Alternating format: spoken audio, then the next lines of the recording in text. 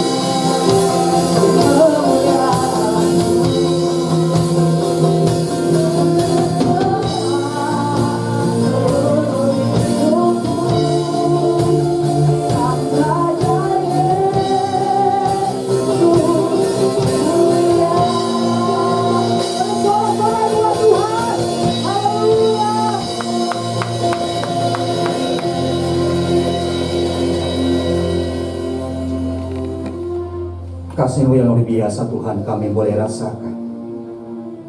Engkau mati bagi kami. Engkau disiksa Tuhan, Engkau menderita bagi kami. Karena begitu besar kasih-Mu yang ada di tengah kami, di tengah-tengah kehidupan kami. Dan pagi hari ini, kami datang Tuhan berserah diri kepada-Mu. Kami bawa segenap kehidupan kami. Biarlah Tuhan Engkau Allah layakkan, sucikan hati dan pikiran kami Tuhan. Untuk kami Tuhan layak menerima semua karya penebusan. Bapa Surgawi, penuhi kami dengan urapan-Mu, hadir kami, Roh-Mu hadir di tengah-tengah kami pada pagi hari ini. Biar Tuhan Engkau rapi setiap jemaat Tuhan, para pelayan Tuhan. Kalau lebih Tuhan, hamba-Mu yang akan menyampaikan isi hati. Dari awal, pertengahan, hingga pada akhirnya kami serahkan untuk ibadah kami ini. Di dalam nama Tuhan Yesus, semua yang percaya katakan. Haleluya, shalom. Sekali lagi shalom. Apa kabar? Dahsyat luar biasa. Jemaat silakan dulu. Haleluya, beri kemuliaan buat Tuhan. Haleluya. Sebelum kita mendengarkan pembacaan iman, sorry, kita angkat pujian, Ya Yesus telah mati bagiku. Haleluya.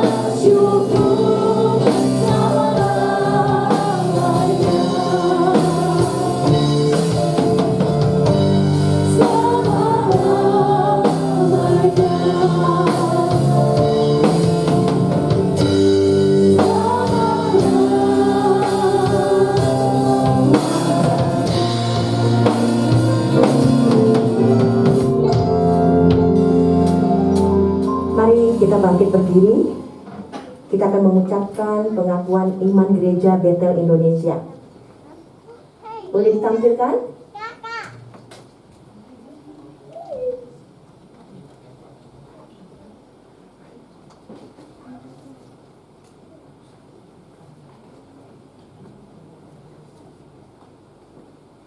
Baik, kita akan baca bersama-sama. 1, 2, 3. Aku percaya bahwa Alkitab Perjanjian Lama dan Perjanjian Baru adalah firman Allah yang diilhamkan oleh Roh Kudus. Allah yang Maha Esa, itulah Allah Tritunggal, yaitu Bapa dan Anak dan Roh Kudus, 3 pribadi dalam satu hakikat.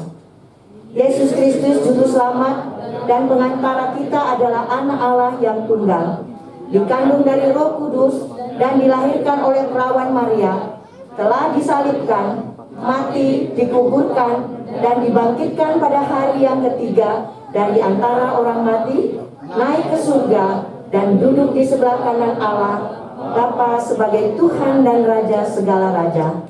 Semua manusia sudah berdosa dan kehilangan kemuliaan Allah, sehingga harus bertobat dan berbalik kepada Allah untuk menerima pengampunan dosa. Pembenaran dan kelahiran baru terjadi karena iman di dalam darah Yesus Kristus yang dikerjakan oleh Roh Kudus.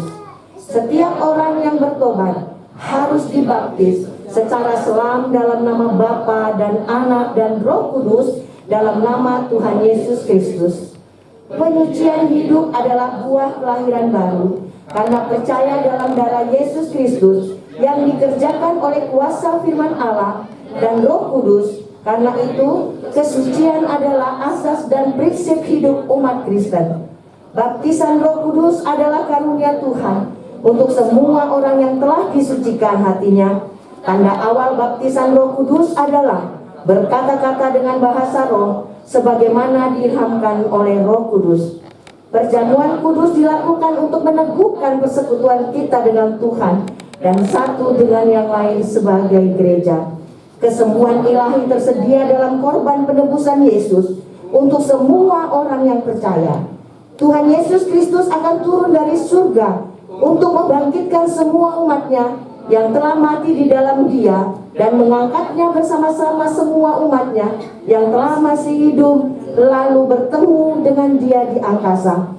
Kemudian Ia akan datang yang kembali bersama orang kudusnya untuk mendirikan kerajaan 1000 tahun di bumi ini. Pada akhirnya semua orang mati akan dibangkitkan. Orang benar akan bangkit pada kebangkitan yang pertama dan menerima hidup kekal. Tetapi orang jahat akan bangkit pada kebangkitan yang kedua dan menerima hukuman selama-lamanya. Amin. Silakan duduk. Haleluya, puji Tuhan. Tuhan Yesus ajaib, Tuhan Yesus dahsyat. Kemuliaan hanya bagi nama Yesus. Haleluya. Puji Tuhan. Kita mau masuk dalam pujian. Katakan di sebelah kirimu, Yesus telah mati bagiku. Coba lihat kiri kananmu. Katakan, Yesus telah mati bagiku. 3 hari kemudian Dia bangkit buat kamu dan buat aku. Haleluya. Terima kasih.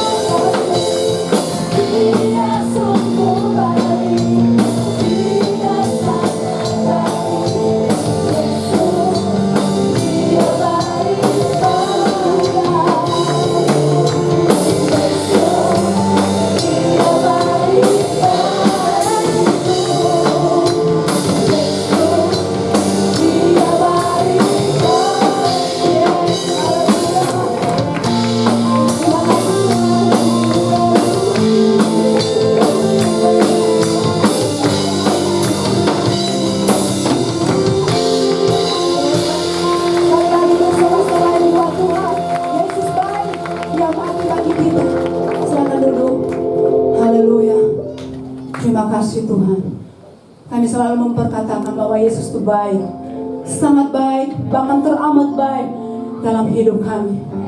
Terima kasih Bapa. Terima kasih Yesus. Mari kita mempersiapkan hati kita untuk dengar firman Tuhan.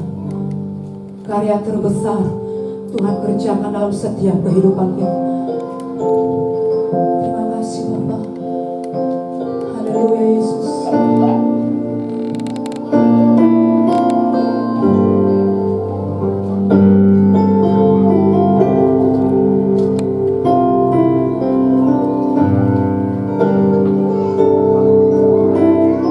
Kita akan sama-sama pujian.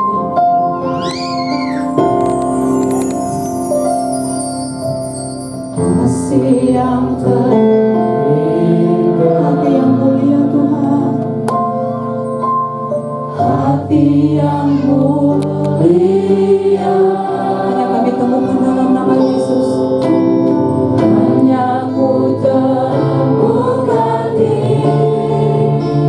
dalam-Mu, Yesusku. Dia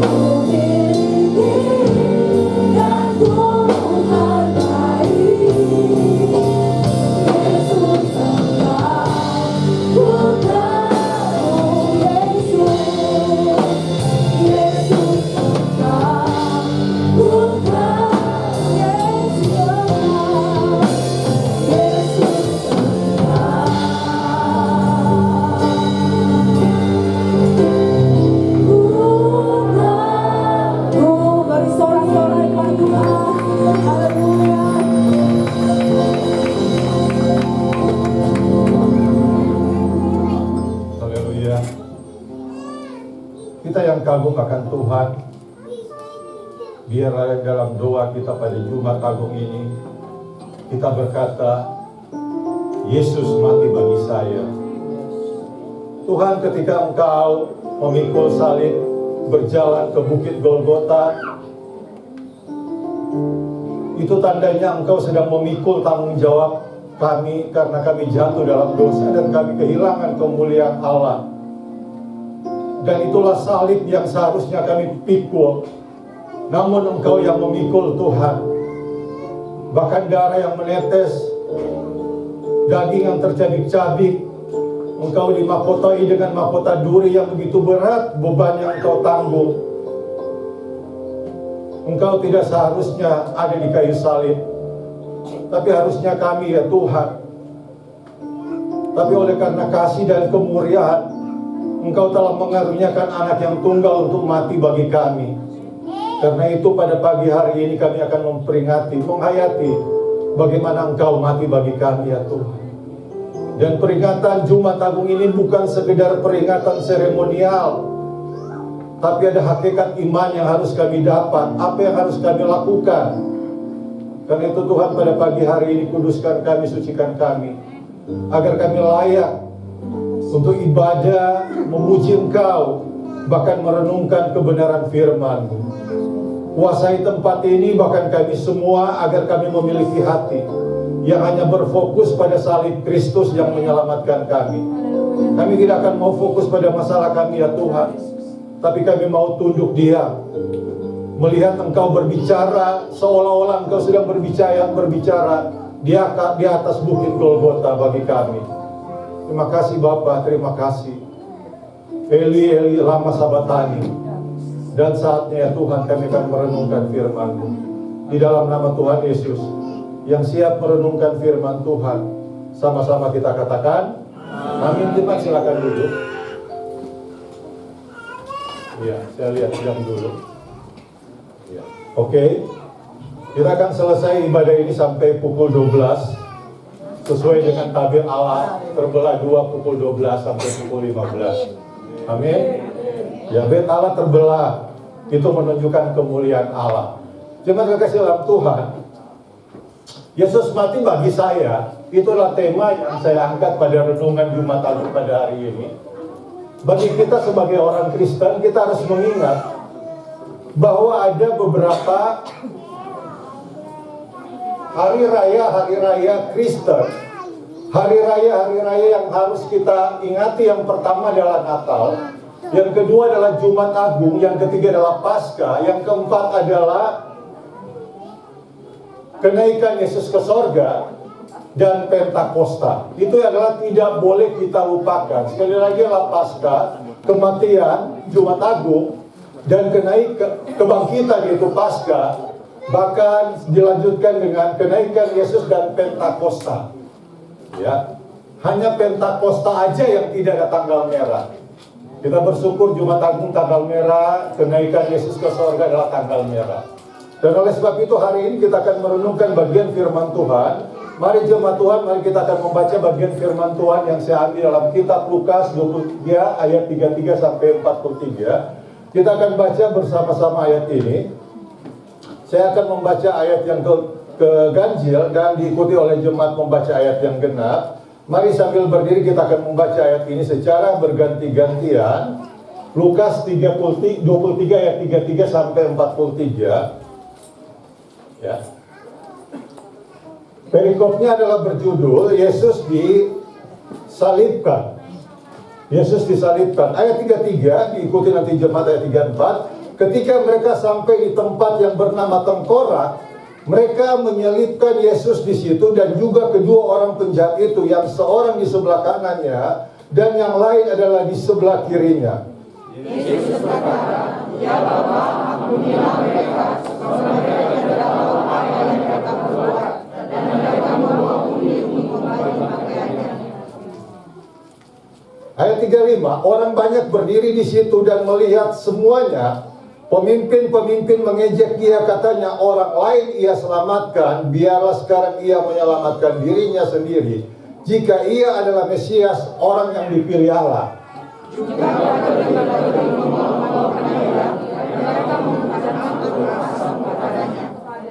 dan berkata, jika engkau adalah raja orang Yahudi, selamatkanlah dirimu.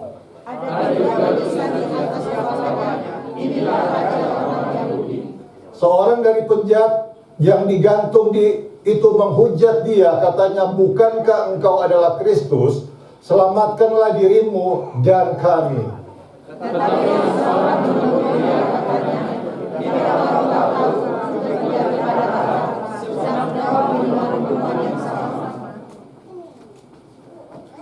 Kita memang selayaknya dihukum sebab kita menerima balasan yang setimpal dengan perbuatan kita. Tetapi orang ini tidak berbuat sesuatu yang salah.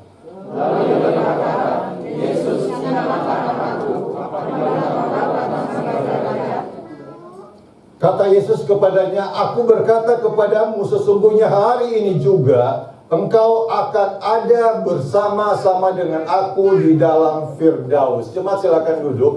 Yesus berkata kepada penjahat yang ada di sebelah kiri dan kanan, hari ini juga engkau akan bersama-sama dengan aku di Firdaus. Jemaat kekasih dalam Tuhan, artinya pada saat Yesus mati, dia mengatakan kepada penjahat yang ada di kiri dan kanan, engkau akan bersama-sama dengan aku. Penjahat yang ada di sebelah kiri dan kanan itu memiliki karakter yang berbeda. Yang satu adalah memang penjahat yang menyadari kesalahannya. Yang satu adalah penjahat yang tidak menyadari kesalahannya. Oleh sebab itu, jemaat kekasih dalam Tuhan, saya kembali kepada kenapa Yesus harus mati. Kematian Tuhan Yesus itu adalah sudah direncanakan. Kematian Tuhan Yesus itu sudah direncanakan. Bahkan bagi orang yang berkecimpung di dunia hukum, mereka mengatakan adalah ini perencanaan pembunuhan. Yesus itu sudah direncanakan pada saat dia mau dibunuh. Kenapa? Karena kitab Lukas 22 ayat 1 dan 2 itu jelas berkata, mereka mencari Yesus dan akan membunuh Yesus. Cuma kasih dalam Tuhan, ini sudah direncanakan bahwa Yesus akan dibunuh. Kalau sudah dibunuh artinya akan mati. Lukas 22 itu berbicara tentang rencana-rencana pembunuhan Yesus dan bagaimana persiapan murid-murid Yesus itu untuk menghadapi ketika Yesus akan mengalami penganiayaan. Lukas 23 itu adalah berbicara tentang proses kematian Tuhan Yesus dari dia ditangkap, dia disalibkan. Dan Lukas 24 itu berbicara tentang kebangkitan Tuhan Yesus yang akan kita rayakan pada hari Minggu besok. Sekali lagi, kitab Lukas 22 itu berbicara tentang pembunuhan, rencana pembunuhan Yesus, dan persiapan-persiapan daripada murid-muridnya, mulai daripada doa di Taman Getsemani sampai pada perjamuan. Dan Lukas 23 itu berbicara tentang rangkaian historis, kronologis bagaimana Yesus akan mengalami proses penderitaan sampai dia disalibkan. Dan Lukas 24 itu berbicara tentang Yesus bangkit. Jemaat kekasih dalam Tuhan, yang merencanakan dan mencari Yesus ini dibunuh adalah justru orang-orang penting. Siapakah orang-orang penting ini? Adalah ahli Taurat dan imam-imam pada saat itu. Adalah sangat strategi, adalah sangat tragis. Pemimpin-pemimpin agama ini ingin membunuh Yesus. Ya, mereka ingin membunuh Yesus. Padahal mereka dikatakan adalah tokoh-tokoh yang mengabarkan Injil. Tetapi kenapa Yesus yang harus disingkirkan? Karena apa?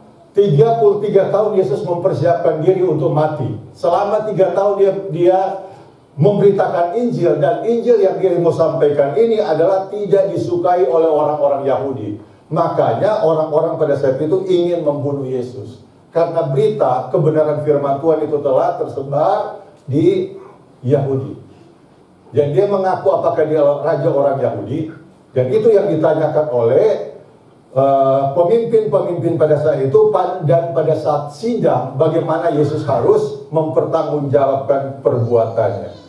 Itulah yang kita melihat, jemaat kasih dalam Tuhan, bahwa Yesus itu memang harus dibunuh karena orang-orang pada saat itu tidak menyukainya. Oleh karena itu, ketika mereka menuduh Yesus dan mencari kesalahan Yesus, Yesus itu bukan dihakimi oleh 1-2 orang saja, tetapi dia harus mengalami penghakiman.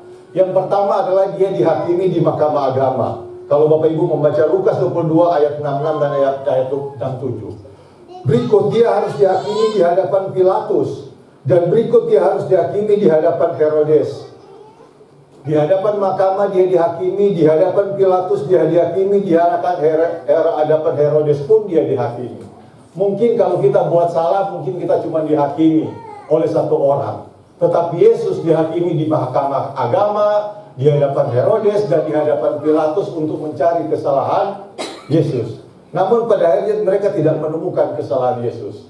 Namun tetap aja nubuatan berkata bahwa Yesus itu harus mati.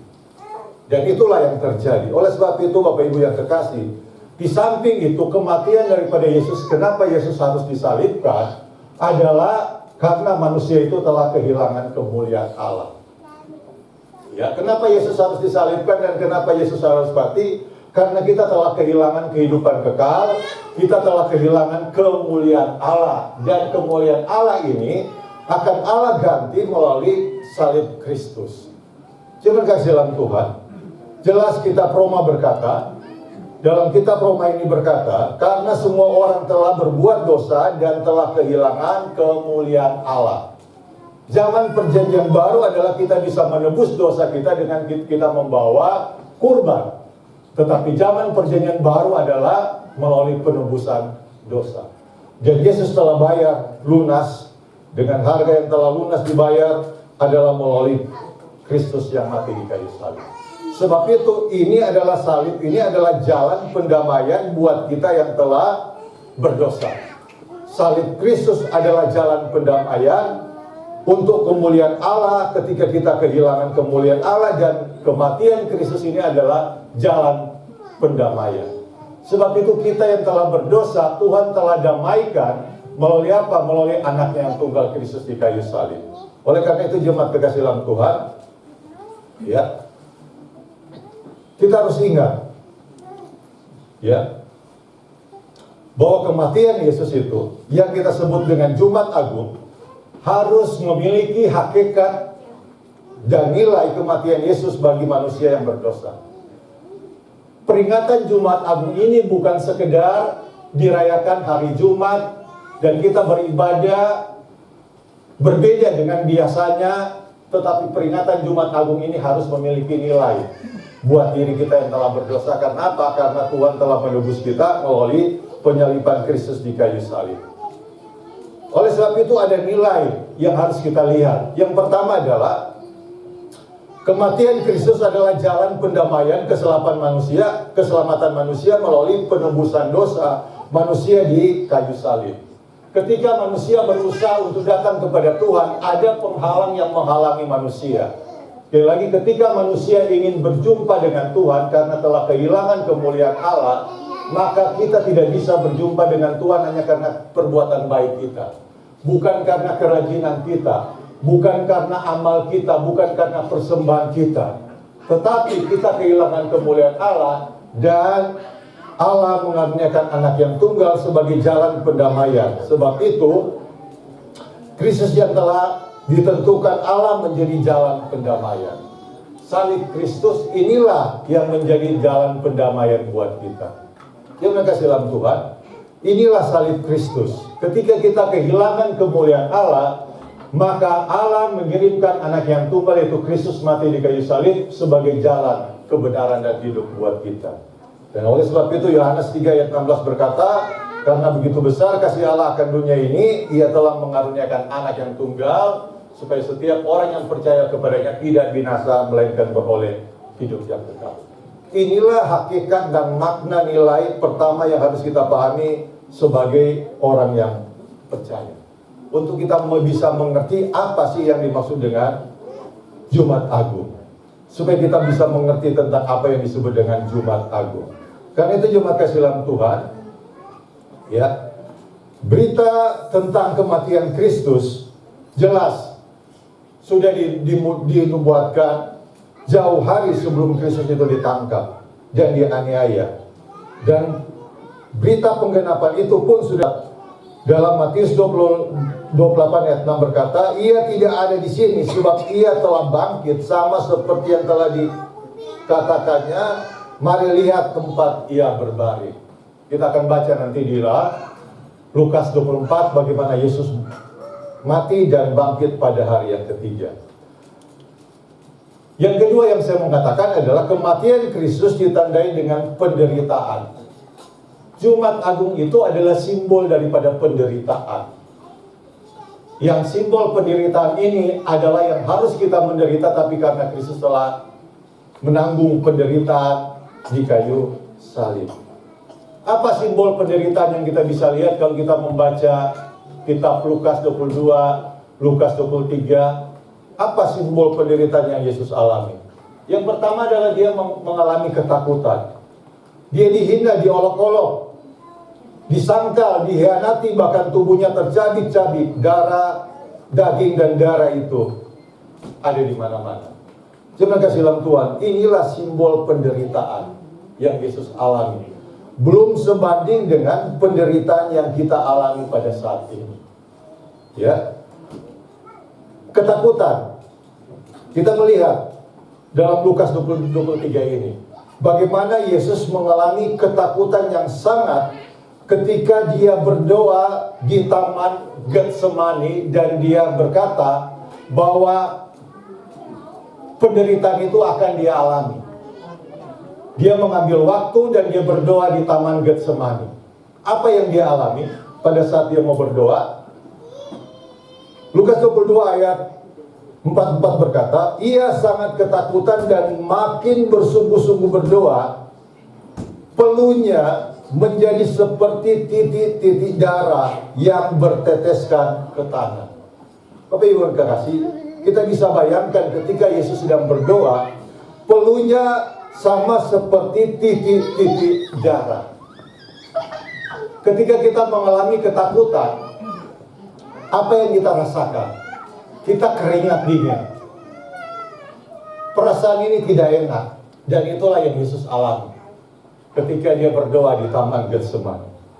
Peluhnya menjadi seperti titik-titik darah yang bertetesan ke tanah. Lukas 22 ayat 44. Ya, bagaimana dia berdoa? Apakah Bapak Ibu pernah berdoa sampai keringat dingin?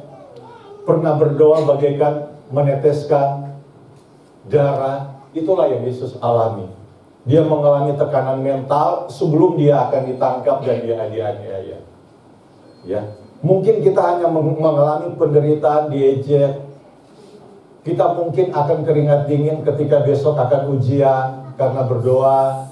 Mungkin kita akan keringat dingin ketika kita mendengar dan kita merasa batin kita tertekan mendengar ada yang sakit, ada yang berduka. Itulah yang kita alami.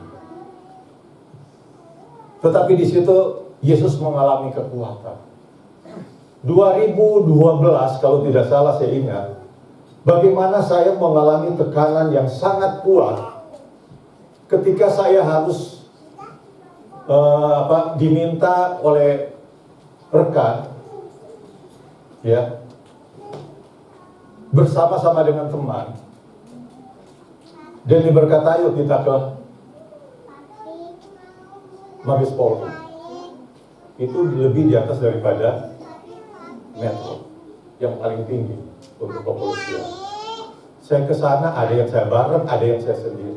Bapak Ibu bisa bayangkan kalau ada di sana. Tidak ada urusan dengan saya, tapi saya harus berteman dengan mereka dan saya datang. Saya biasa-biasa aja, datang pertama ketakutan, datang kedua biasa-biasa aja. Dan Bapak Ibu bisa membayangkan tahun 2013 itu, ketika kita mau Natal dan saya dipanggil di Polres. Saya pergi malam-malam. Saya berdoa, tidak ada rasa ketakutan karena saya menyerahkan kepada Tuhan. Waktu Natal kita ditunda, dipindah tempat, malam-malam saya datang karena dipanggil. Siapa lagi yang saya mau putus untuk pergi ke sana? Saya mengambil bagian tanggung jawab untuk memikul salib itu. Di hadapan polisi saya harus tanda tangan berita acara. Setelah itu selesai. Sebagai manusia itulah ketakutan yang dimiliki. Tetapi saya harus melewati itu. Yang berikut adalah bagaimana Yesus itu dihina. Lukas 22 ayat 21 sampai 36 berkata, tetapi mereka berteriak, katanya, salibkan dia, salibkan dia. Itu bagaimana Yesus diolok-olok. Salibkan dia, salibkan dia. Dan bagaimana Yesus mendapat penghinaan. Ya. Bagaimana dia dihianati oleh Yudas hanya dengan dijual 30 keping perak. Yudas adalah murid Tuhan Yesus yang mengkhianati Yesus. Maka kata Yesus kepadanya, "Hai Yudas, engkau menyerahkan anak manusia dengan ciuman." Ini namanya ciuman palsu. Ada apa di balik ciuman? Adalah kepalsuan yang dinyatakan oleh Yudas. Pada waktu Yesus diantar dan mereka bertanya kepada salah seorang murid, dan Yudas salah satu yang mengkhianati. Dan itu Yesus sudah katakan sebelum dia ditangkap pada saat perjamuan malam, ada yang akan mengkhianati saya. Dan yang berikut adalah bagaimana Yesus harus mengalami pengorbanan ketika juga Petrus berkhianat dan menyangkal Yesus. Saudara, dibalik dari penderitaan Yesus, masih ada orang-orang yang menyangkal dan mengkhianati Yesus. Dan sebab itu ketika kita ada pada saat ini sebagai orang yang sudah diselamatkan, janganlah kita menyangkal Yesus dan janganlah kita mengkhianati Yesus di dalam kehidupan kita sebagai anak-anak Tuhan. Karena Yesus telah memberikan kekuatan kepada kita. Bahkan penderitaan yang Yesus alami adalah bagaimana dia harus menderita secara totalitas. Filipi 2 ayat 8 berkata, dalam keadaan sebagai manusia ia tetap merendahkan diri dan mati, bahkan sampai mati di kayu salib. Dia memikul salib, bahkan taat sampai mati di kayu salib. Itu adalah bentuk daripada totalitas daripada Tuhan Yesus. Untuk dia menyatakan diri bahwa dia siap berkorban buat Tuhan, buat umat manusia. Terima kasih dalam Tuhan, ini yang kita bisa lihat. Suatu ketika ada seorang prajurit, dia ketangkap di tahanan camp perang. Namun akhirnya dia dibebaskan. Pada saat dia ditahan dan ditangkap, dia mau dibunuh. Dan begitu ketakutannya, karena dia mau dibunuh oleh tentara lawan yang sudah siap untuk membunuh prajurit ini. Penuh dengan ketakutan karena dia mengingat anak dan istri dan saudara-saudaranya kalau dia mati di camp tawanan. Namun tiba-tiba teman-temannya menolong dia. Dan akhirnya dia bebas dan dia bersyukur. Tiba-tiba dia berjalan, dia berada di suatu desa dan dia bertemu dengan teman atau sahabat lamanya. Sahabat lamanya ini menjamu dia dengan makanan yang paling enak karena sudah puluhan tahun tidak bertemu. Dan setelah mereka makan, singkat cerita setelah mereka makan dan minum, tentara yang sudah dibebaskan itu berkata kepada sahabat lamanya, terima kasih Anda sudah menyiapkan makanan, berapa yang harus saya bayar? Dan dia tidak diminta bayaran. Kalau begitu karena engkau adalah teman yang baik, sudah lama kita tidak bertemu, silakan Anda minta permintaan kepada saya untuk saya berikan kepada kamu. Teman lamanya ini tidak mau meminta permintaan kepada prajurit ini. Dia berkata, sudahlah, kita kan sahabat, tidak perlu. Ayolah, apakah kamu butuh ajudan? Saya akan memberikan ajudan untuk menjaga kebun kamu. Teman lama ini bilang, sudahlah.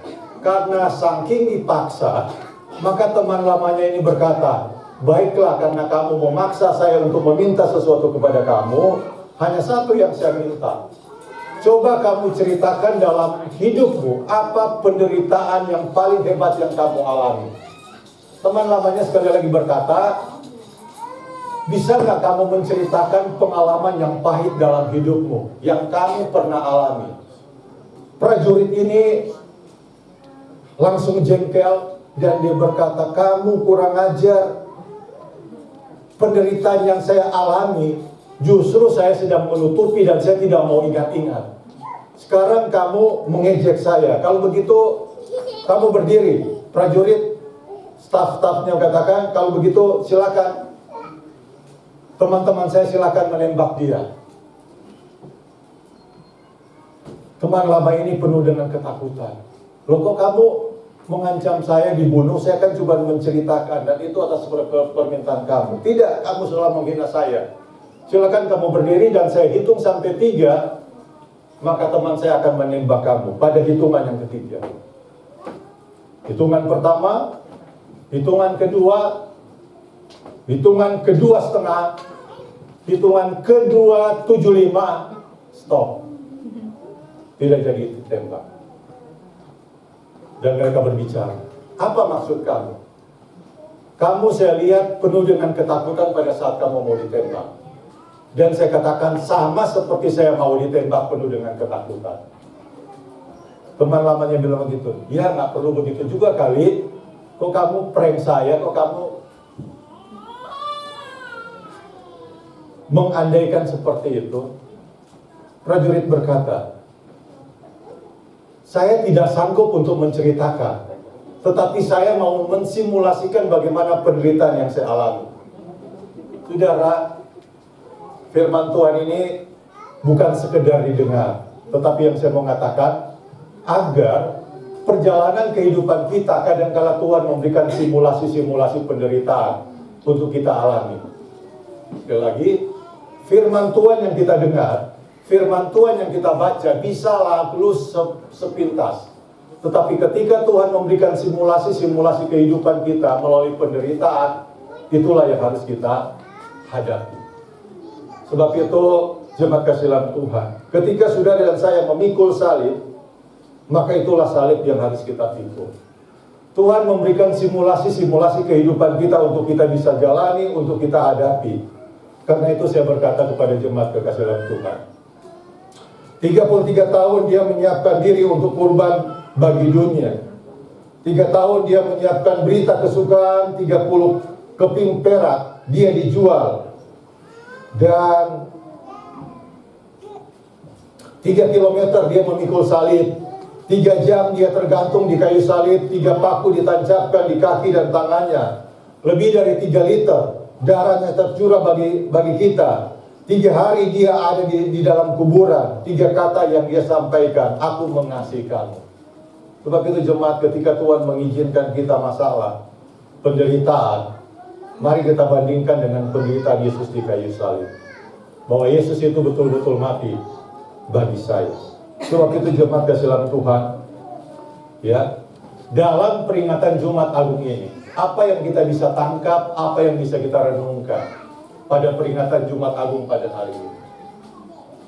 Bukan sekedar mendengar cerita, bukan sekedar membaca, tetapi apa yang harus kita lakukan dalam memuliakan Tuhan pada peringatan Jumat Agung tahun 2022 ini. Ya, makanya prajurit tadi tidak mau menceritakan. Dia mau memberikan simulasi supaya kita mengalami betul-betul bagaimana penderitaan yang dia alami. Ya, dan sebab itu penderitaan yang Yesus alami bukan sekedar untuk diceritakan, tetapi marilah kita mengambil salib-salib di mana yang harus saya pikul, mana yang harus tidak saya pikul. Dan hari ini dalam peringatan Jumat Agung 2022 ini, apa yang harus kita lakukan untuk memuliakan Tuhan?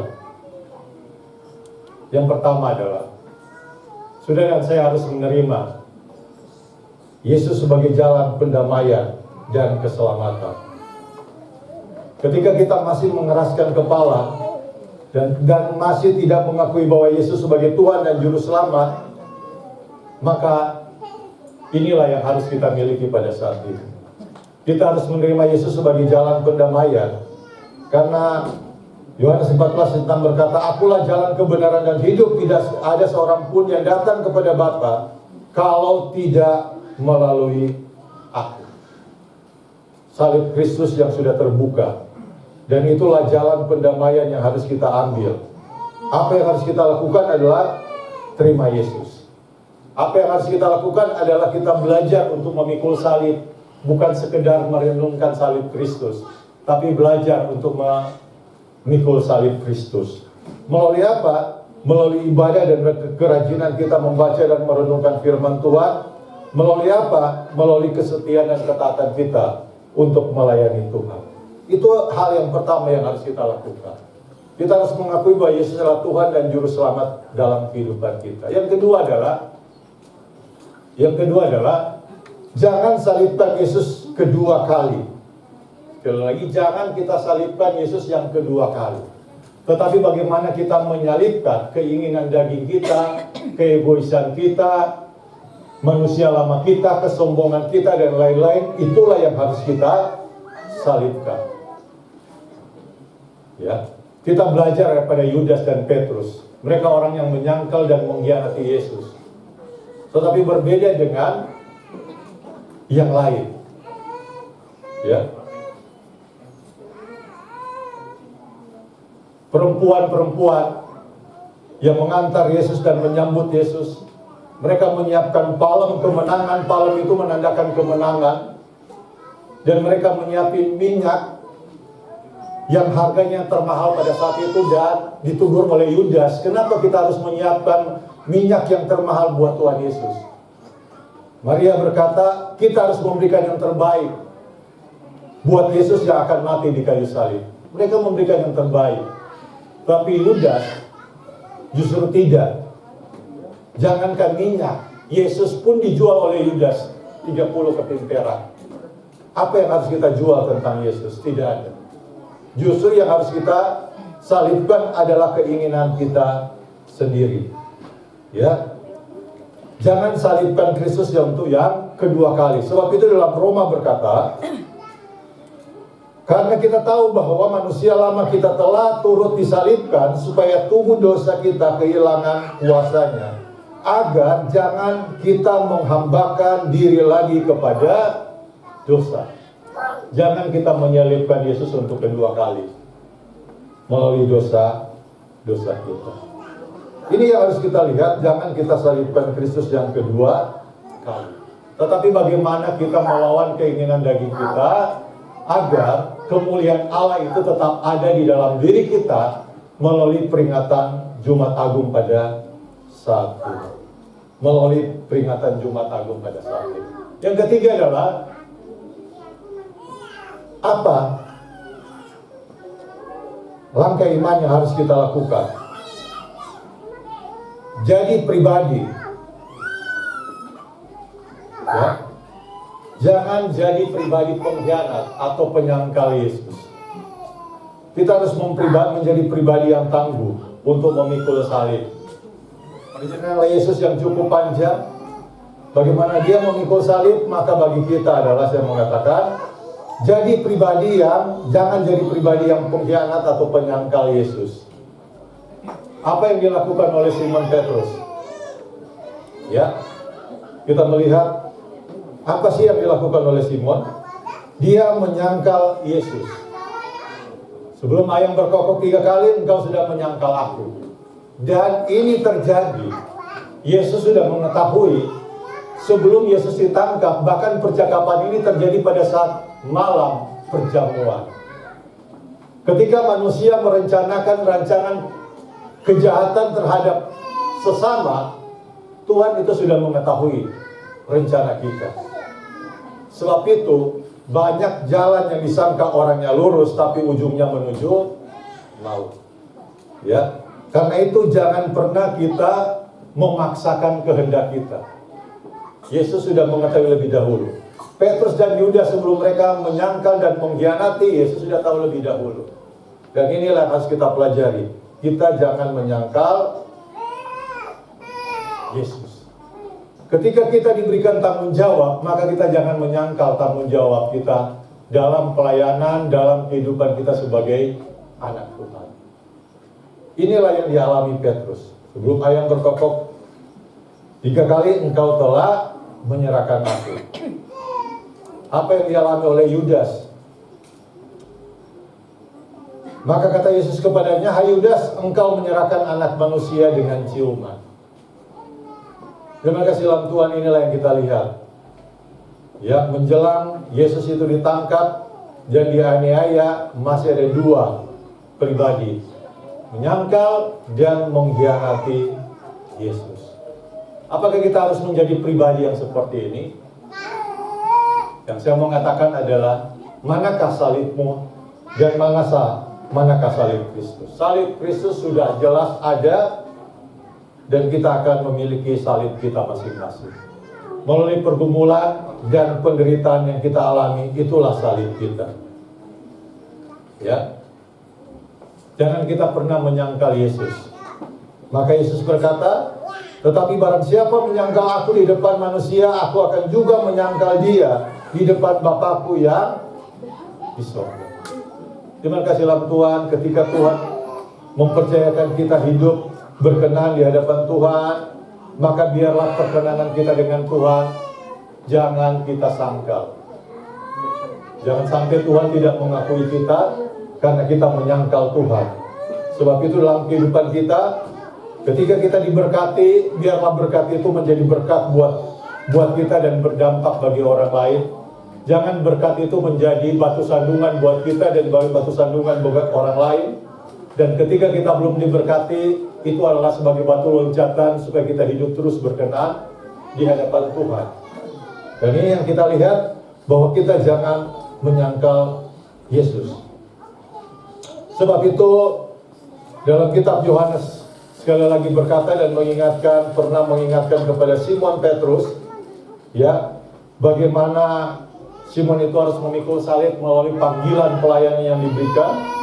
Sesudah sarapan, Yesus berkata kepada Simon, Simon anak Yohanes, apakah engkau mengasihi aku lebih daripada mereka ini? Jawab Petrus kepadanya, benar Tuhan, engkau tahu bahwa aku mengasihi engkau. Kata Yesus kepadanya, gembalakanlah domba-dombaku.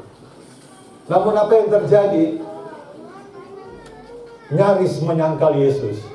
Sampai kalau Bapak Ibu membaca dalam kitab Yohanes 21 ini ayat 15 sampai ayat 20, itu 3 kali Yesus berkata kepada Simon Petrus, menanyakan keyakinan dan komitmen daripada Simon Petrus, apakah siap untuk mengikut Yesus atau tidak, apakah siap memikul salib atau tidak. Sebab itu jemaat kasih dalam Tuhan, ketika Tuhan baru mengizinkan saudara mengalami penderitaan pertama, saudara mulai mengeluh. Penderitaan kedua mulai mengeluh. Penderitaan ketiga mulai mengeluh. Dan akhirnya meninggalkan Tuhan, meninggalkan gereja, meninggalkan pelayanan. Perempuan yang sakit di pendarahan itu berapa tahun dia harus menderita. Dan dia mencari Yesus dan dia menjadi sembuh. Kalau hanya penderitaan kecil, selalu kita salahkan salahnya Tuhan, salahnya gereja, salahnya si A, salahnya si B. Padahal kita tidak pernah mengintrospeksi diri, apakah hidup kita sudah berkenan di hadapan Tuhan. Karena itu jemaat kasih dalam Tuhan, jangan sampai Tuhan berkata kepada kita sama seperti dengan Simon Petrus, sampai 3 kali Tuhan akan berkata, apakah kamu mengasihi aku? Benar Tuhan, gembalakan domba-dombaku. Apakah kamu mengasihi aku? Benar Tuhan, gembalakanlah domba-dombaku. Saya percaya Tuhan tidak akan menanyakan kepada kita kalau hidup kita tidak penuh dengan keraguan-raguan. Sebab itu dalam pelayanan kita, dalam kehidupan kita berjemaat, adalah kita harus memiliki salib pelayanan. Salib bergereja atau salib berjemaat. Apakah salib bergereja dan salib dalam pelayanan kita? Adalah kita tetap setia dan bertumbuh, mengiring Tuhan di tempat di mana Tuhan tempatkan saudara berjemaat dan saudara melayani. Kita jangan jadikan itu sebagai beban dalam hidup kita, karena Yesus telah menanggung itu di kayu salib. Dan sebab itu kemenangan daripada Kristus ini akan kita rayakan melalui Paskah pada hari Minggu besok, 17 April. Kemenangan buat kita semua, bagi umat Tuhan yang akan kita peringati bersama-sama. Sebab itu jemaat kekasih dalam Tuhan, yang memikul salib itu adalah indah ketika kita diberikan kekuatan oleh Tuhan untuk memikul salib. Salibnya itu adalah memberikan kekuatan. Sebab itu mengenang penderitaan Tuhan Yesus, mari kita lihat sepintas cuplikan daripada bagaimana penderitaan Yesus di kayu salib melalui video singkat yang akan ditampilkan.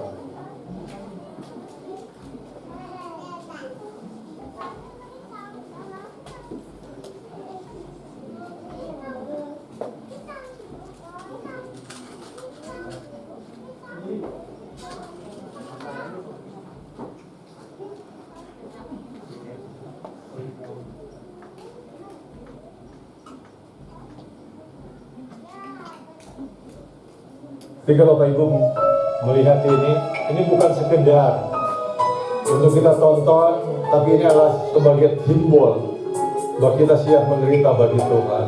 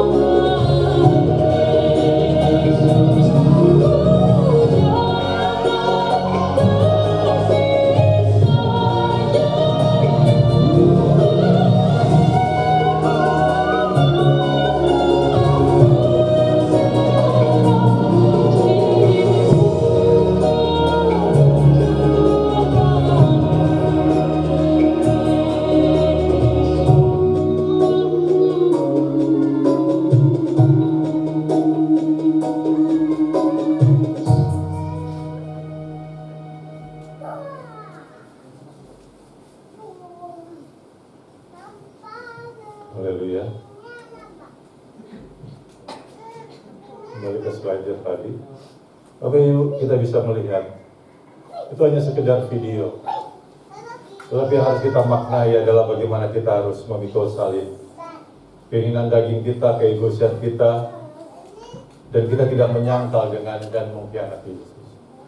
Karena itu, sebelum kita akan menerima roti dan anggur perjamuan kudus pada saat ini, mari kita merenungkan kebaikan daripada Tuhan Yesus Kristus. Saya mengundang tim musik ke depan. Dan kita akan angkat pujian. Kidung Jemaat 368. Pada kaki salibmu, Yesusku berlindung. Salibnya salibmu.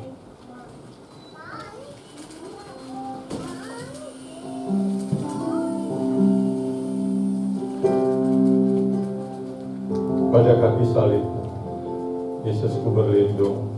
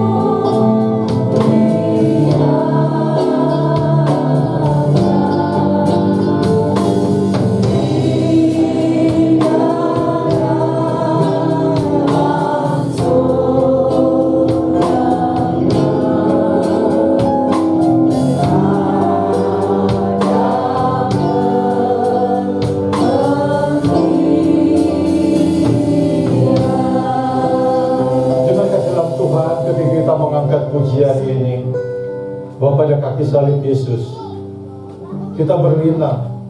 Air hayat Golgota merupakan pancaran agung yang Tuhan sudah nyatakan. Salib Kristus yang kita muliakan.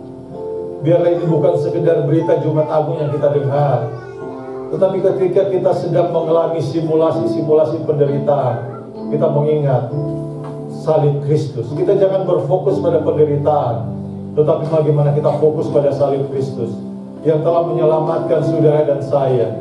Dan biarlah pada siang hari ini seluruh jemaat merenungkan kebaikan Tuhan, yang Dia telah mati di bukit Golgota, namun Dia akan bangkit pada hari yang ketiga. Apa penderitaan yang kita sedang alami pada saat ini? Jangan kita salibkan Kristus yang kedua kali, tetapi biarlah kita salibkan segala manusia lama kita, keinginan daging kita, keegoisan kita. Bahwa kita mau mengiring Tuhan, memikul salib bagi kemuliaan Tuhan. Bapa di surga, di dalam nama Tuhan Yesus, ketika berita kebenaran firman Tuhan telah disampaikan pada pagi hari ini, biarlah kami menerima, bukan sekedar menerima, tetapi biarlah peringatan Jumat Agung ini sungguh-sungguh mengingatkan kami bagaimana Engkau mati di bukit Golgota, dan bagaimana Engkau memikul salib yang seharusnya itu salib kami pikul dan kami tanggung Tuhan. Terima kasih Bapa, ampuni kami. Kami mau mengembalikan Engkau sebagai Tuhan dan Juru Selamat kami dalam pribadi kami. Kami tidak mau menyalibkan Engkau kedua kali ya Tuhan. Bahkan kami tahu terus siap memikul tanggung jawab sebagai salib kami sebagai anak-anak Tuhan, sebagai kami sebagai jemaat, sebagai pelayan. Bahkan kami siap untuk melayani Engkau. Kami tidak akan mengkhianati pelayanan kami. Kami tidak akan menyangkal pelayanan kami. Kami tidak akan menyangkal iman kami, dan kami tidak akan mengkhianati iman kami ya Tuhan, baik di hadapan manusia maupun terhadap sesama, apalagi di hadapan Engkau. Kami tidak mau menjadi seperti Yudas, kami tidak mau seperti Petrus ya Tuhan. Karena itu ya Tuhan, biarlah salib kami akan pikul sebagai bagian hidup kami dalam menjalani kehidupan kami yang Tuhan izinkan berbagai masalah dan pencobaan. Dan salib pelayanan tetap kami akan pikul sebagai bagian daripada buah-buah pelayanan kami Tuhan. Terima kasih Bapak, Tuhan memberkati seluruh jemaat, dan saatnya kami akan menerima perjamuan kudus pada pagi hari ini. Di dalam nama Tuhan Yesus, kami berdoa sambil mengucap syukur. Haleluya, haleluya, amin.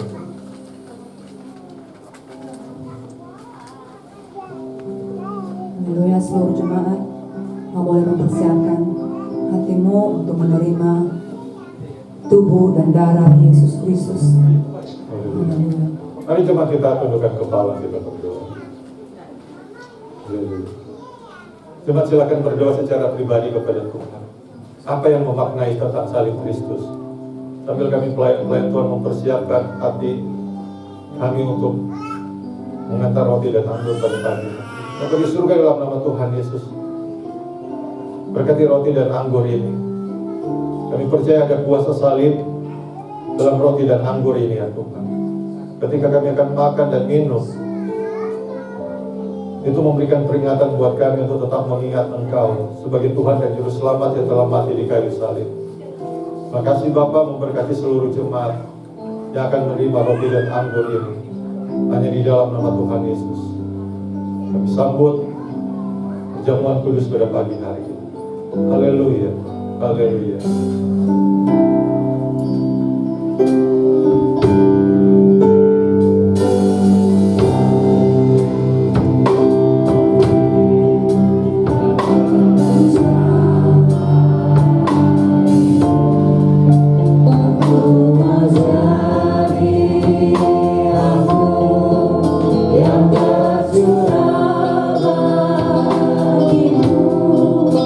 Aku mau jadi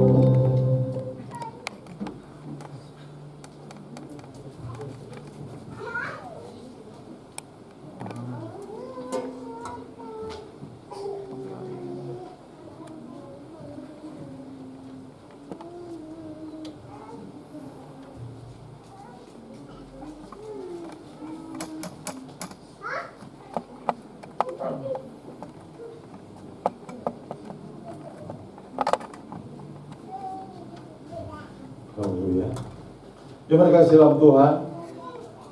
Perhatikan roti yang ada di tangan kanan kita. Ini melambangkan tubuh Kristus yang telah terpecah untuk pengampunan dosa kita di kayu salib. Karena itu kita mengangkat tinggi sambil mengingat apa yang Tuhan Yesus katakan. Tuhan Yesus pada malam waktu ia akan diserahkan, ia mengambil roti, dan sesudah itu ia mengucap syukur atasnya sambil memecah-mecahkannya dan berkata, inilah tubuhku yang terpecah bagi kamu untuk pengampunan dosa. Dan biarlah ini menjadi peringatan setiap kali kamu mengingat akan aku. Mari kita makan roti ini sebagai tanda bahwa kita mengasihi Tuhan.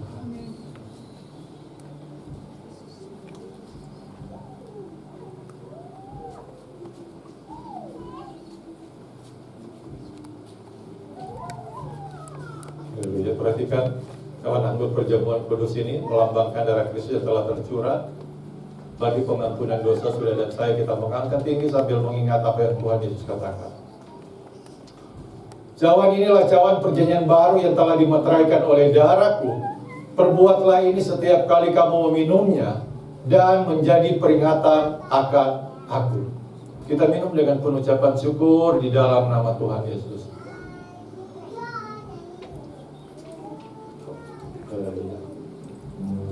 Biarlah kita berdoa secara pribadi kepada Tuhan. Ketika kita makan dan minum, itulah tandanya kita terus mengingat Yesus yang telah mati di kayu salib dan siap untuk memberitakan kebenaran firman Tuhan. Bukan menjadi pengkhianat, bukan menjadi penyangkal Yesus, tapi kita menjadi orang-orang yang selalu memberikan yang terbaik buat Tuhan. Dia mati di kayu salib, jadi akan bangkit pada hari ketiga dalam peringatan Paskah. Berdoa kepada Tuhan, apa yang harus kita lakukan saat ini ketika kita telah tahu bahwa Yesus telah mati? Muliakanlah Tuhan dengan tubuh, muliakan Tuhan dengan perkataan. Haleluya Tuhan. Terima kasih Tuhan.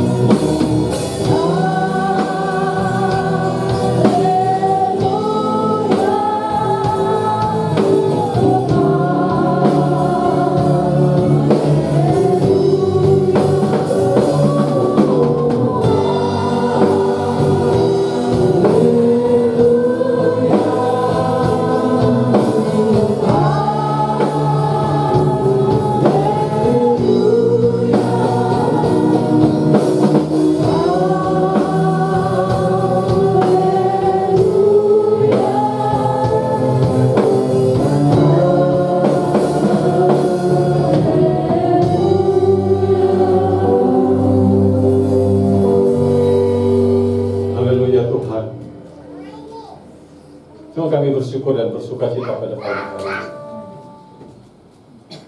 Ketika engkau masih merasa meragukan tentang keselamatan bahwa Yesus yang telah mati di kayu salib, itulah jalan pendamaian, karena kita telah kehilangan kemuliaan Allah. Dan sebab itu ketika engkau ragu tentang keselamatan itu, engkau berdoa kepada Tuhan saat ini, bahwa engkau mengakui Yesus sebagai Tuhan dan Juru Selamat, karena Dia telah mati di kayu salib. Dan ketika engkau saat ini masih sering lalai, mengkhianati, menyangkal kehidupan kekristenanmu, hari ini engkau pun boleh bisa berdoa dan bertobat kepada Tuhan. Dan hari ini ketika engkau masih lalai dan menyangkal diri untuk hidup dan terus bertumbuh di dalam gereja lokal, di mana gereja Tuhan tempatkan untuk Anda bertumbuh, atau engkau masih menyangkal dan mengkhianati pelayananmu, inilah hari yang tepat untuk mengingat salib Kristus. Dan itu adalah salib buat kita. Bukan hanya Kristus yang memikul salib, tapi kita juga harus memikul salib. Bapa di surga, dalam nama Tuhan Yesus, biarlah kami mau belajar mengambil tanggung jawab kami ya Tuhan, memikul salib yang sesuai dengan bagian kami. Karena kami seringkali menderita, kami dianiaya, kami diolok, kami difitnah Tuhan. Tapi kami percaya ketika kami datang di bawah salib-Mu, kami berlutut, maka kami hanya memandang salib-Mu Tuhan, yang menyelamatkan kami Tuhan. Kami tahu kami banyak pergumulan, banyak penderitaan, dan biarlah kuasa salib pada pagi hari ini akan memulihkan kehidupan kami. Kami yang tidak percaya menjadi percaya, kami yang lalai akan menjadi setia dan taat untuk bergereja, dan setia dan taat untuk melayani Engkau Tuhan. Terima kasih Tuhan, karena kami tahu Engkau telah menyelamatkan kami, dan Engkau merencanakan damai sejahtera bagi umat-umat. Terpujilah nama-Mu Bapa, di dalam nama Tuhan Yesus kami berdoa sambil mengucap syukur yang diberkati Tuhan. Sama-sama katakan amin. Haleluya. Jemaat silakan duduk. Puji Tuhan, kita sudah menerima tubuh dan darah Kristus hari ini. Seberapa kita yang diberkati firman Tuhan pada pagi hari ini, mari lambaikan tanganmu buat Tuhan.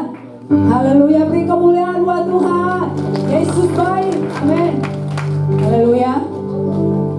Kita mau mempersiapkan persembahan kita memberikan persembahan. Nanti doa persembahan kami minta untuk Pak Suherdin berdoa untuk persembahan.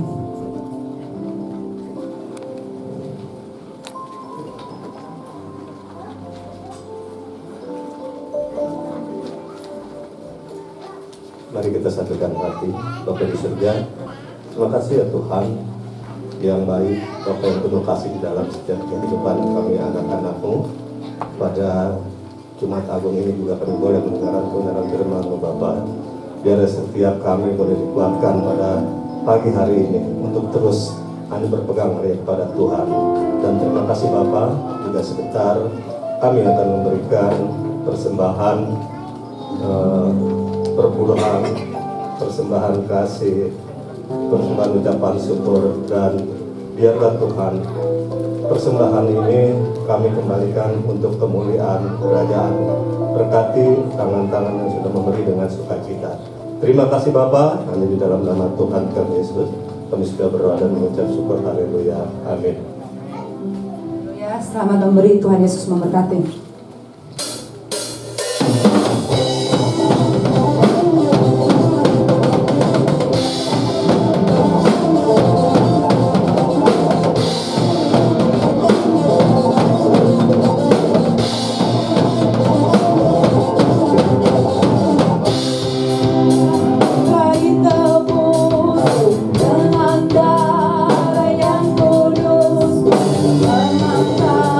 Puji Allah.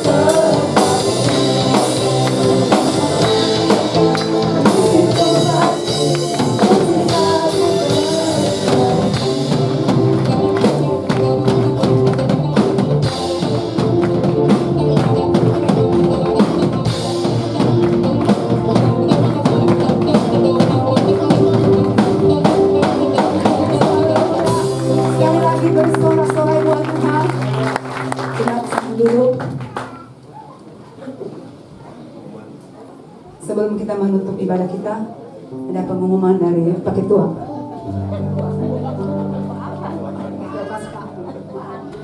Shalom, saudara kasih Tuhan, saudara berkati pada pagi hari ini. Beri kemuliaan buat Tuhan Yesus. Ya, untuk minggu tanggal 17 Agustus, kita tetap 17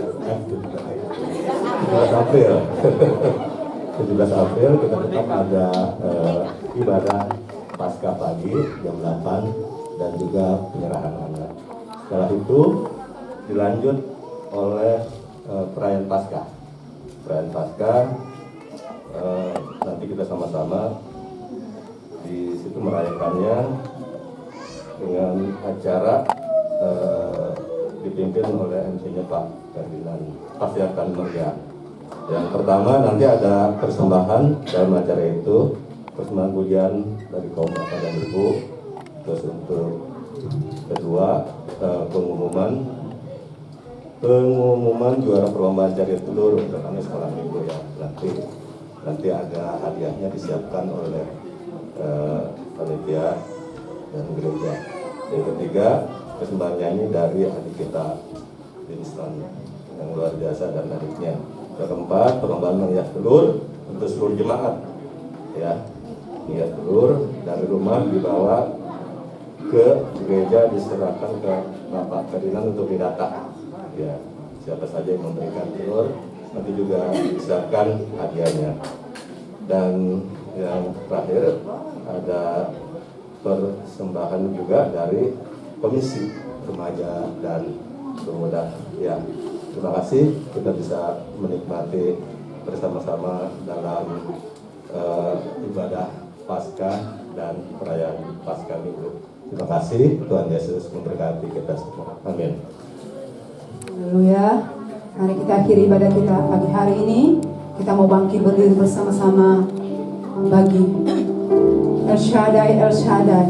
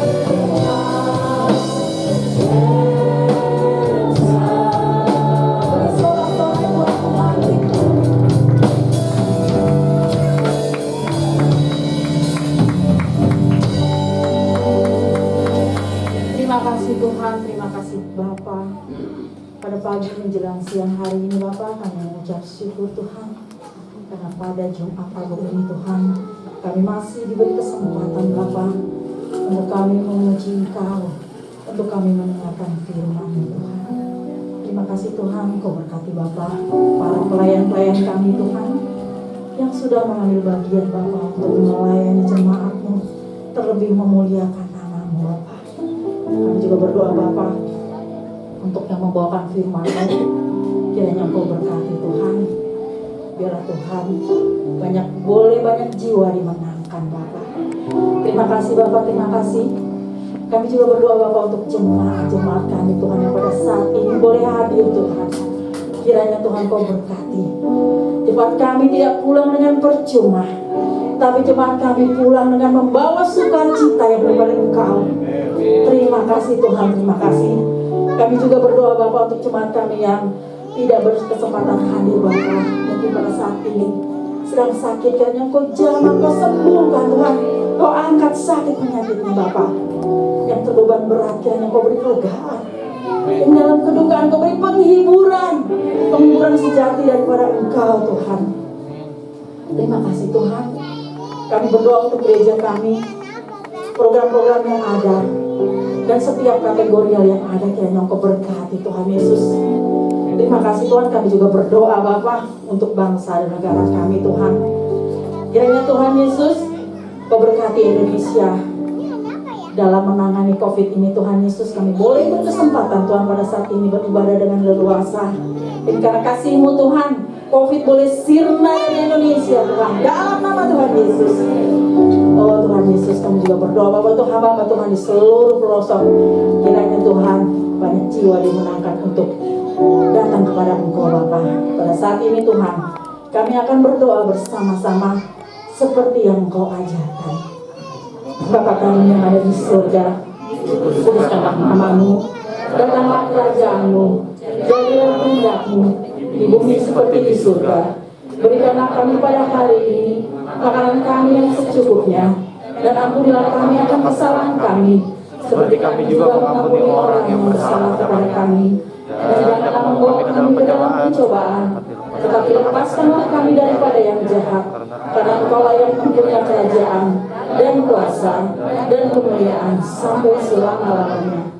Haleluya, karena itu jemaat kasih dalam Tuhan, biarlah kita pulang dengan sukacita dan damai sejahtera, karena menyambut kemenangan Paskah pada hari Minggu yang akan datang. Arahkanlah hati dan pikiranmu kepada Tuhan, angkatlah kedua tanganmu, serta terimalah berkat kasih karunia daripada Tuhan Yesus Kristus, yang akan terus memberkati serta melindungi engkau dimanapun engkau berada. Karena Tuhan terus menyinari engkau dengan wajah-Nya dan memberikan engkau kasih karunia. Bahkan Tuhan terus menghadapkan wajah-Nya kepadamu dan memberikan engkau roh sukacita, damai sejahtera hari lepas hari. Kiranya kasih dari Allah Bapa, kasih dari Allah Anak, dan persekutuan dengan Roh Kudus akan terus dan senantiasa menyertai kita semua, mulai pagi hari ini sampai Maranatha Tuhan Yesus datang untuk kedua kalinya. Semua kita yang percaya, mengimani dan mengamini bahwa Tuhan Yesuslah sumber berkat, hikmat dan pengetahuan. Sama-sama kita katakan amin. Selamat Jumat Agung dan selamat menyambut Paskah 17 April 2020.